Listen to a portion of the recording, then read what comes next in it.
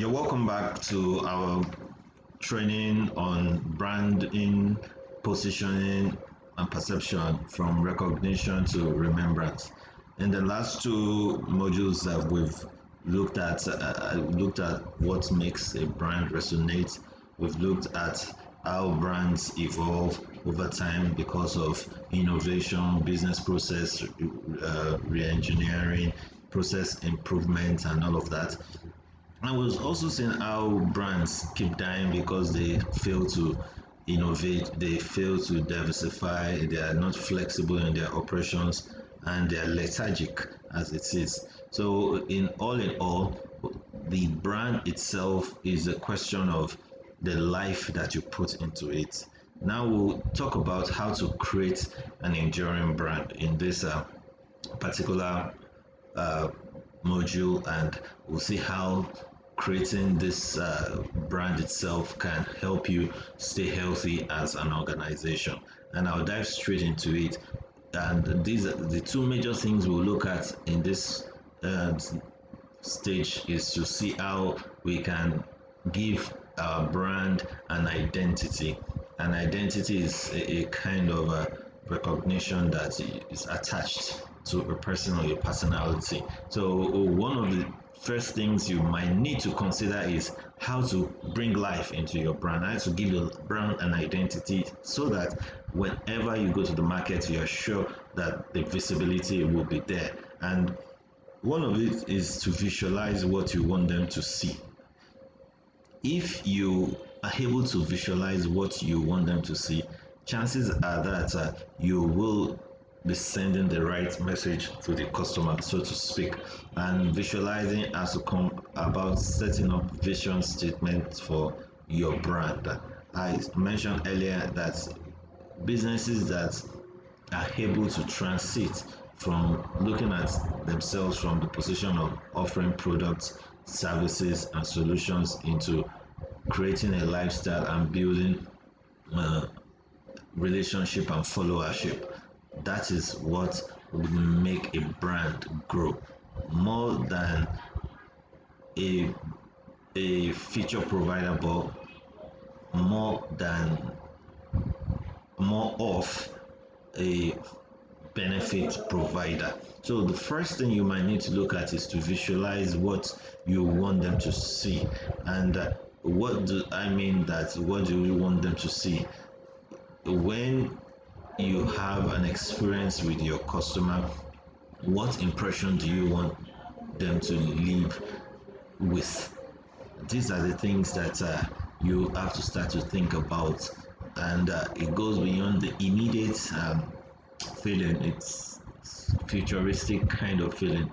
Now, apart from that, you need to now decide that apart from what you want them to see, how do you want them to see it? Now, what is the experience, the impression you want to create in their minds when they immediately interact with you? So you can imagine that the first thing is visualizing what you want them to see. Now, taking a step further of trying to lead them to how do you want them to see it, which channels, which touch points that would you want these things to resonate. That's why you have businesses that have billboards, banners. If they're operating in the cyberspace, they're operating in the land space, on the road, in the rail, underwater. Where do you want these customers to see you more, and all of that? Then when they have seen you and they have experienced you, what do you want them to go away with, which is a perception. Most of the time we said perception is not the same as reality. So reality is lighter version of perception and all of that. But however you want to say is what someone perceives to be real that becomes a reality. It might not be the reality of another person, but they own that reality themselves. So one of the ways you have to create a brand identity is first to visualize what you want to see. Then you go about position it in strategic places and touch points and channels where they can get to see this, and the impression you want them to see. The perception is more about the message that you send to the customer, and this is how you can do that. The easiest way to create that brand identity is to share your vision and your mission statement with your brand apostles, and the brand apostles here are your customers, your loyal list, the customers that you've been able to turn into brand ambassadors. Also, your employees, they are also brand ambassadors, and you need to share that goal, that vision with them, and you need to be able to get them excited all through the journey. And one of the first things you need to do is to learn how to communicate with them. You must understand the communication channel which your team best understands, and you must be a learning organization that you continue to educate your team and educate the public. Once you keep educating the team and educating the public, it gives them the ability to remember and to be reminded of what you stand for and who you are. And you must also enable them to take decision and enable them to act, so to speak. Now that is how to go about it. Now to understanding what it means, there are four key points that I would like you to look at. The first thing is how to create a clear vision of your brand. The second thing is how to make that clarity consistent in your approach, and how to serve your customers, the touch points which you have to, and how to keep them coming back by the impression, giving them a lasting impression that they never recover from. So these are the things that we really need to look at. The first thing is create a clear vision. Create a clear vision. The vision is something that is futuristic. It's something that you look so much into the future. It's aspirational, but it is achievable. Now, what would you want your brand to look like in the next 10 years, in the next 5 years? You need to start to answer that question. You need to start thinking along that line as a business owner, even as an individual, as an organization. You have to start looking at what you intend to be and what you intend to become and all of that. Then you must set a measurement parameter for that, so that you don't get lost in the cloud. It's so easy to say I'm going to be this in the next 20 years, but when action plans and milestones and deliverables are not set towards it, it become just a wish and never gets achieved. The second thing is there needs to be consistency in the way you operate in the market. Consistency also aids recognition, it also aids remembrance. And how do you stay consistent? In my study in the last 15 years, I've discovered that businesses that have core values and core competence stay longer than businesses that do not have identifiable and agreeable core values and core competencies. Businesses that lack core values are businesses that just operate as it is, as it comes. Businesses must stand by some understanding of who they are and what they want to become to the brand, to the market, because that's really the genesis of becoming a brand and starting a brand. The second thing is businesses must be known for something. You must be known for what they do best. What do you do? What is the core of your business? What's the core of your operations and all of that? What are you good at? Businesses must know that, and they must just tie that into their brand awareness strategies and techniques. Then also, when you serve your audience, you need to look at when I say audience, I look at you like an orchestra, because business should work like a team, and there's no stagnant or standalone department that will bring out the success. It has to be the success of the whole team entirely. So these are things that look at how products are made from the are taken from the raw materials to the finished product.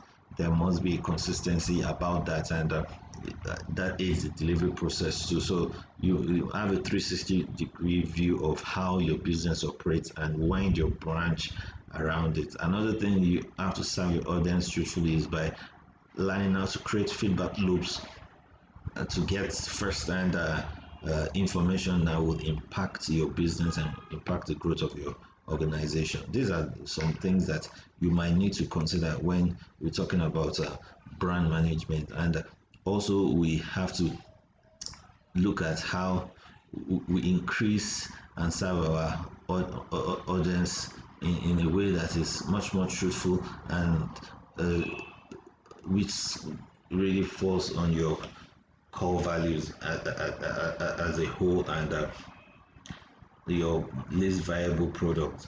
How does it hit the market and all of that? So what is so unique about your product? These are the things you need to look at and you need to understand. And what are the customers saying in the market space? How are you getting business intelligence from the market and all of that? And how are you showing the market that you have felt them and you're dancing to their tune?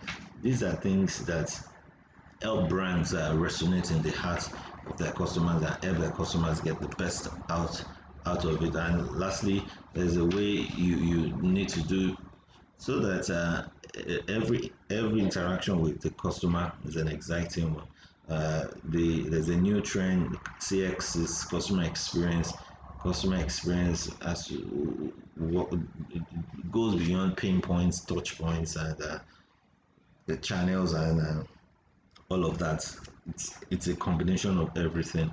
So how do you communicate to your customer? What's the total customer experience that your customers would get and when they have interaction with your organization or your brand, and how do you turn this information into insights that will help you improve your processes and help you get the best out of your businesses? I mentioned earlier on, the first thing is that you need to have a vision that is so clear, and that clarity must dovetail into the daily operations and staying consistent in operations and in activities of what you do, and serving your audience truthfully and helping them make decisions that impact, which eventually would make them become brand loyalists and brand ambassadors. The idea of it all is to eventually turn your customers into brand loyalists and ambassadors that will help you push your brand and push your businesses.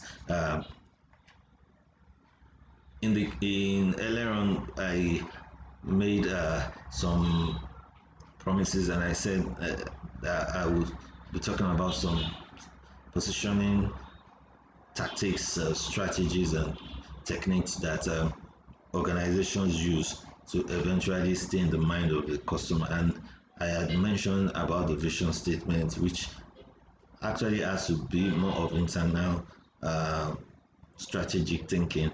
The second thing is the mission statement, so to speak.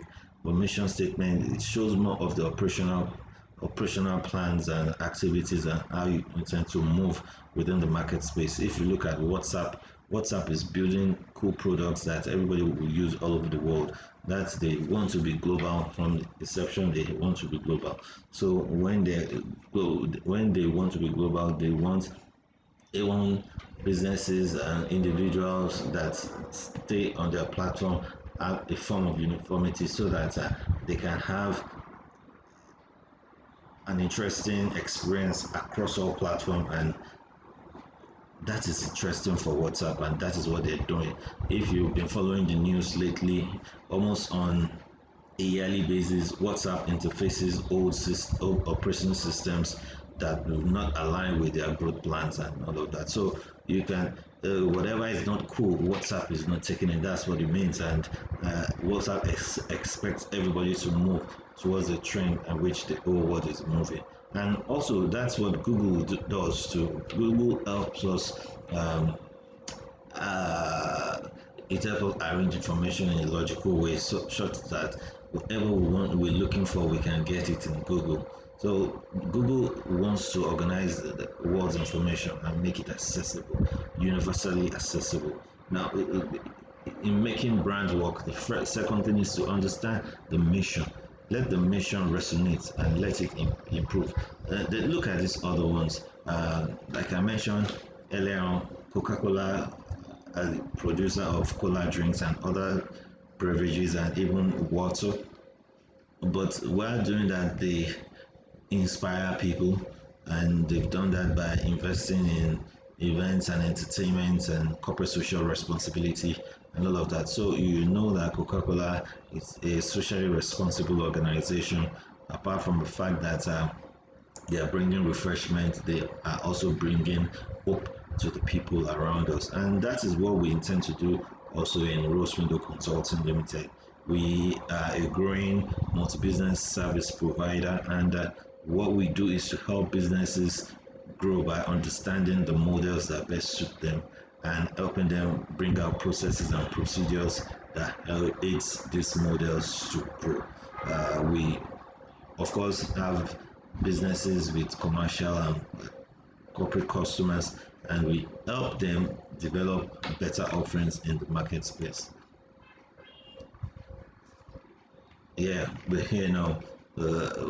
Now, how do you reposition your brand? How do you reposition your brand? I've assumed that in the last couple of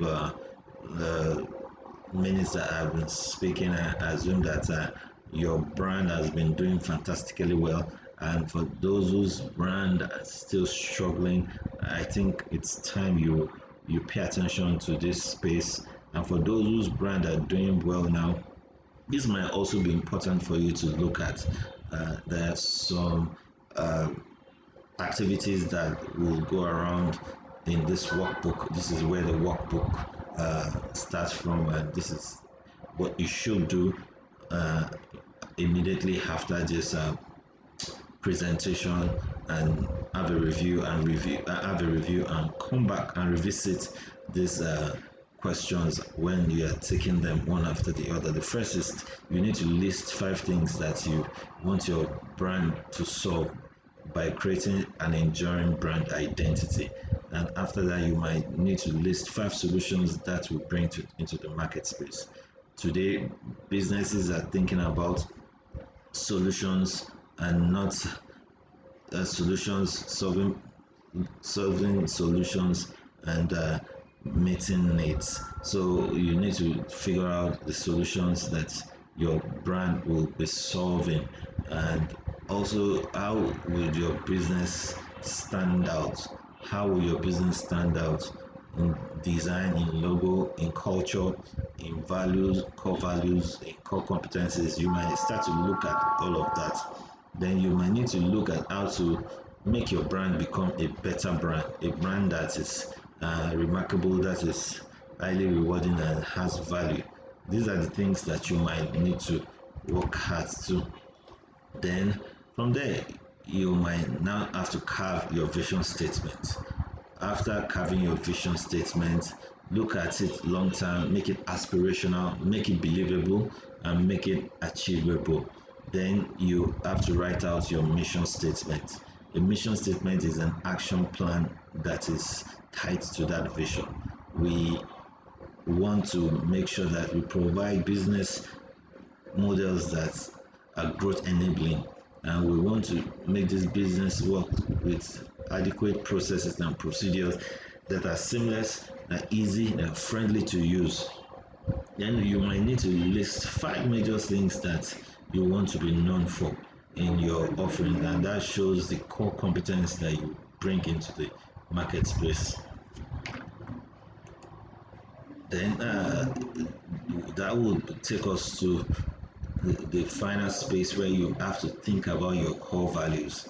Your core values are values that are important for you and can help you improve on your performance and create an identity that is enduring to you. Values are important in everything we do because they are guiding points for our decisions and our actions. And finally, you will need to communicate that to your team. Your team needs to know about your values. They must just not be hung on the wall of the offices. It must be hung on the walls of their heart. and their values must align with your value too. And immediately you get that working, you start working on your brand. So I I feel this is an interesting point whereby you might need to look at your processes once again and see how things are happening and how you intend to make things work once again. Finally, branding is an interesting part of a business, and it's a critical part whereby you can make your customers become loyalists to you, and you can create a call life following in your business and your operations. Do not look at your business as offering products, services, or solutions alone, but look at your business from the angle of creating a lifestyle and building relationships. Businesses that build relationships, businesses that create a lifestyle of continuous engagement, continuous innovation, continuous reengineering, process improvement, get the best out of their operations more than businesses that do not look at this. Businesses that have core values and core competence are much more open to become known brands than businesses that do not share these ideas, these goals and principles. So thank you for staying glued and committed into the training. I want you to know that branding is an important part of any business, and the earlier you know how to operate within this space, the better for your business operation. So thank you, and do have a wonderful time working on your brand.